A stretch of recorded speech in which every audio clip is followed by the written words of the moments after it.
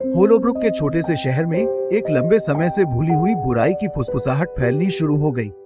स्थानीय लोगों ने एक जर्जर हवेली के बारे में बात की, जो एक उजाड़ पहाड़ी के ऊपर खड़ी थी, जो एक अनंत अंधार में डूबी हुई थी। इसकी अशांत उपस्थिति एक भूत की तरह समुदाय पर मंडरा रही थी, दिलों को भय से भर रही थी।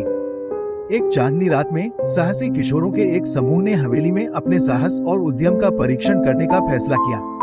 वे इसके भयानक रहस्यों को उजागर करने के वादे से आकर्षित हुए थे, इस बात से अनजान थे कि उनके भीतर कितनी भयावहता थी। जैसे ही उन्होंने हवेली के चरमराते दरवाजों से कदम रखा, एक बर्फीली ठंड हवा में बह गई, जिससे उनकी रीढ़ में सिहरन फैल गई। वातावरण में दम घुटने लगा, कमरे सड़न की बदबू से भर गए। दीवारें द्वेष से फुसफुसाईं और मंद रोशनी में भयानक छायाएं नाचने लगी। समूह ने कमरे के बाद कमरे की खोजबीन की, परेशान करने वाले स्थलों का सामना किया जो उनकी पवित्रता पर कुतर रहे थे। दीवारों पर उकेरे गए अजीब प्रतीक, छिपे हुए कक्षों तक जाने वाले खून के धब्बे और उनके कानों में गूंजने वाली भदी फुसफुसाहट। डर ने उनके दिलों को कसकर पकड़ लिया, अपनी पकड़ को छोड़ने से इनकार कर दिया। अचानक एक चुभने वाली चीख ने सन्नाटे को तोड़ दिया, जिससे वे अपनी पटरियों पर जम गए।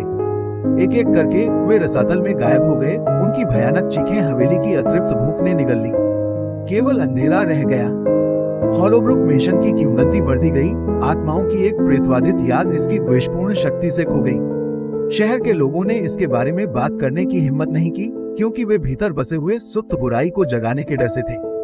और इसलिए हवेली खड़ी थी, इसके काले रहस्य एक शाश्वत श्राप से सुरक्षित थे। जिन लोगों ने प्रवेश करने का साहस किया, वे हमेशा के लिए प्रतीक्षा में पड़ी भयावहता से भस्म हो जाएंगे।